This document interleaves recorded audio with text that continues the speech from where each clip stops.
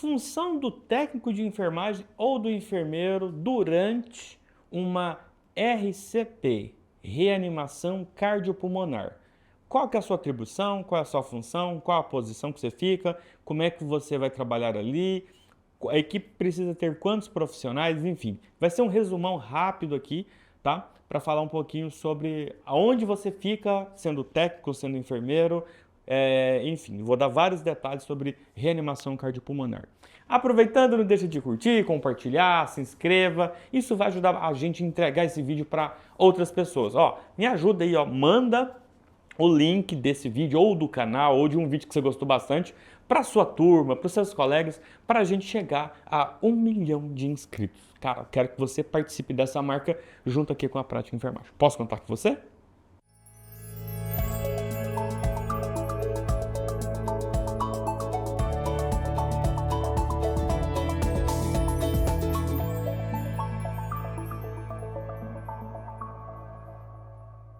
Galera, seguinte, quando a gente fala de uma reanimação cardiopulmonar, eu percebo que é um tema incansável de falar.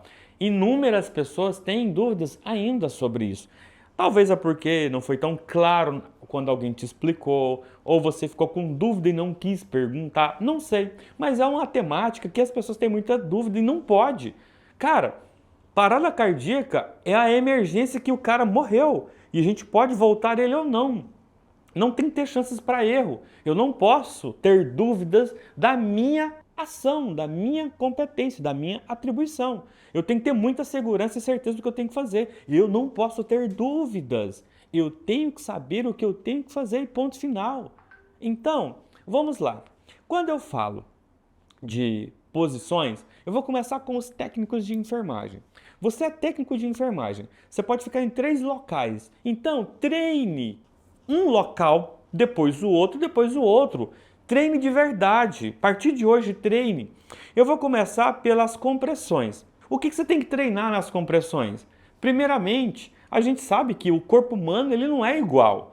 E as coisas estão sempre no mesmo lugar, mas a gente tem tamanhos diferentes. Então você tem que saber aonde é o processo xifoide, onde é o externo do paciente, o manúbrio, o xifoide. Você tem que saber onde fica isso. O paciente homem ou mulher, mulher tem mama. Você tem que saber onde fica para você saber que você vai ter que colocar a região hipotenar da sua mão não dominante sobre o peito do paciente. A sua mão dominante ela vai por cima e você vai fazer isso daqui.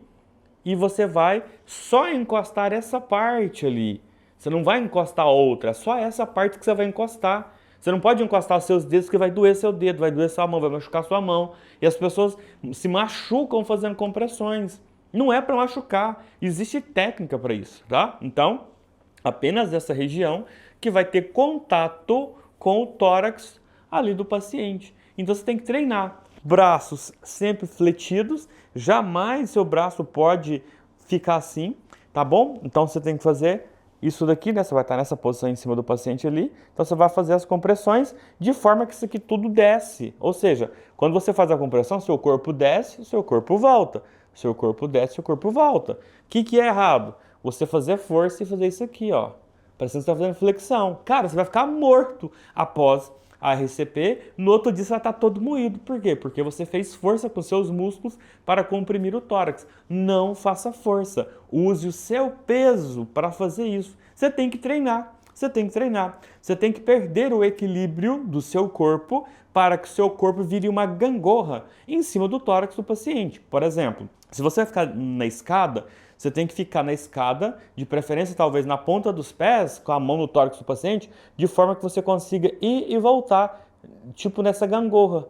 Ou seja, você está colocando o seu peso para comprimir e automaticamente, quando o seu corpo para de ir, o paciente devolve o seu corpo. Então você fica nessa gangorra e você não cansa. Então você tem que treinar isso. Se você for fazer com os joelhos em cima da cama, coloque mais afastado para que você possa perder o equilíbrio. Se você se equilibrar, você vai cansar. Você não pode fazer compressão com as pernas abertas. Você não pode fazer com os joelhos mais afastados. Por quê? Isso te dá equilíbrio. Se te dá equilíbrio, você só vai conseguir comprimir fazendo força e vai te moer.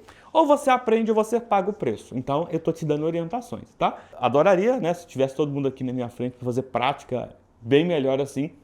Mas acho que eu vou fazer um vídeo depois só com essas demonstrações práticas. Então você tem que perder o equilíbrio para você fazer as compressões, tá? Claro, sem cair, sem se machucar. Por isso que eu tô falando, você tem que treinar. Então treine uma coisa de cada vez. Então você tem que ser bom para fazer compressões. Eu posso fazer 1h30 de compressões que eu não vou estar cansado. Por quê? Porque eu uso técnica de forma que eu não vou conseguir usar a força. Eu vou usar só o meu peso contra o peso do paciente, enfim.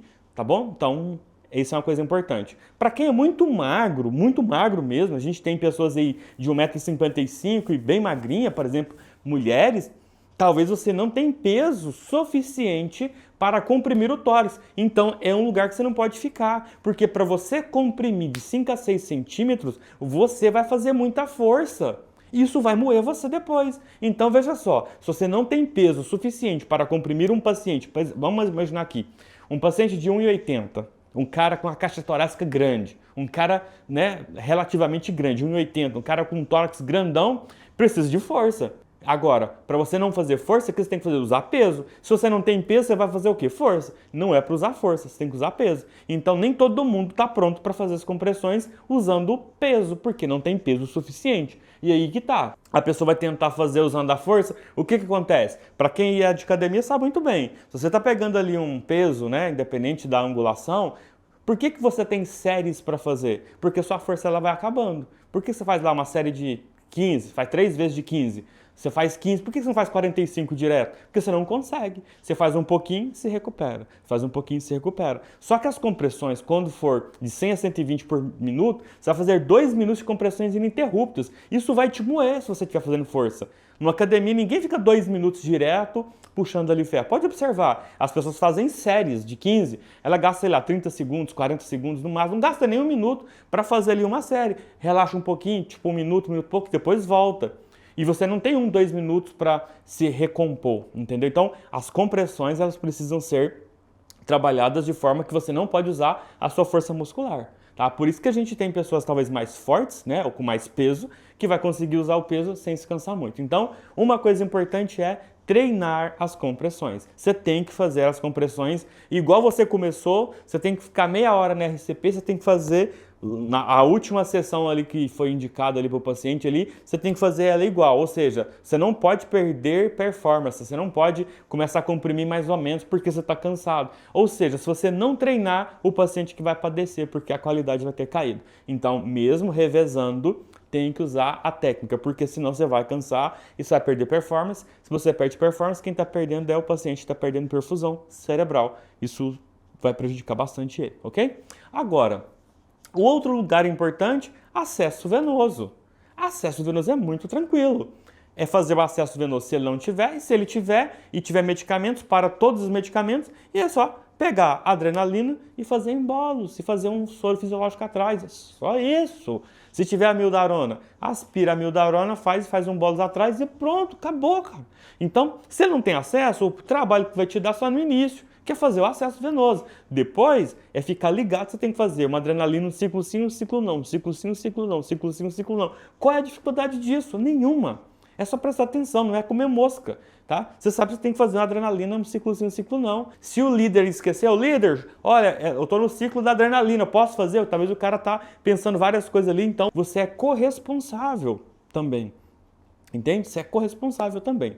Beleza? Ventilação. Não é que você não pode fazer ventilação, você que é técnico de enfermagem. Mas eu prefiro que um enfermeiro, um médico ou um físio faça, porque existem várias coisas a serem analisadas. Primeiro, não é só ventilar, não é só colocar a bolsa, válvula, máscara e ventilar ali o paciente, ou um paciente com viária avançada, não é só desconectar o circuito do tubo e conectar o tubo ali na bolsa, válvula sem a máscara e ventilar. Não é só isso, não é só isso. Eu tenho que avaliar se está tendo resistência, eu tenho que avaliar se eu estou tendo expansibilidade bilateral, quando faz a ventilação. A gente tem várias coisas para avaliar e isso, querendo ou não, a gente estudou mais tempo durante o período da faculdade para a gente entender mais sobre o sistema respiratório, sobre semiologia respiratória. Paciente, por exemplo, que não tem uma via aérea avançada, quem define a via aérea avançada é quem está na ventilação, não é o líder. O líder simplesmente vai delegar para fazer. Eu que estou na ventilação, eu tenho que sentir que a ventilação está ruim.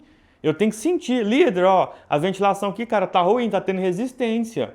Você está tendo resistência, não está ventilando legal, cara. Então tem que fazer uma via aérea. Mas quem tem que falar isso pro líder? Quem está ventilando. Como é que o líder vai perceber que a ventilação está com resistência, sendo que a mão de quem está na bolsa válvula é a sua? Então precisa treinar ventilação. Ventilação é algo que precisa treinar. Então não dá para fazer uma ventilação meia boca. Por quê? Ventilação é o que coloca oxigênio, é o que não deixa o cérebro do cara entrar em hipóxia e lesões neurológicas futuras, depois da RCP, se esse paciente voltar à vida. É algo muito importante. Então, a intubação, ela tem indicação. Quando que intuba? Quando tem necessidade ou após o paciente voltar à vida, na RCE, é obrigatório fazer intubação. Mas, tirando essa possibilidade, quem ventila é responsável por saber se a ventilação com bolsa válvula mágica está sendo suficiente ou se precisa de uma via aérea avançada. Então, por isso que eu falo, não é que o técnico de enfermagem não pode, mas eu prefiro que um enfermeiro, um físico ou um médico fique ali, porque são pessoas que já mexem mais com essa parte respiratória. E todos esses também têm que treinar, todos esses precisam ser capacitados para, de fato, fazer uma boa ventilação no paciente e uma intubação, se for o caso. Imagina só, o fulano está ventilando, tem que intubar, e outro sai da liderança para vir intubar. Então, por que não coloca uma pessoa na liderança que ele vai ficar na liderança do início ao fim? A melhor pessoa para ficar na ventilação, na minha concepção, é o médico. Por quê? Ele faz a avaliação e fala, gente, vamos ter que intubar o paciente aqui. Ele já intuba, não tem aquele negócio, a enfermeira pode intubar, não pode, não sei o quê. Já acaba com isso e a gente não vai perder tempo, entende? Então, numa organização de um time, né, para fazer a RCP, o médico seria a melhor pessoa para ficar na ventilação, tá bom? Bom, o enfermeiro, se ele ouviu até aqui, tudo que eu orientei para o técnico de enfermagem, para qualquer membro da equipe, seja médico, seja fisioterapeuta, que for fazer as compressões, tá? Medicação, se o enfermeiro for ficar, as mesmas coisas. E a ventilação, você tem que dominar bastante, porque isso é uma competência muito importante para você ficar aqui na ventilação, talvez até para você intubar, se caso você tiver algum respaldo, tiver indicação, não tiver o profissional médico, você tiver o conhecimento científico, conhecimento técnico para fazer essa intubação.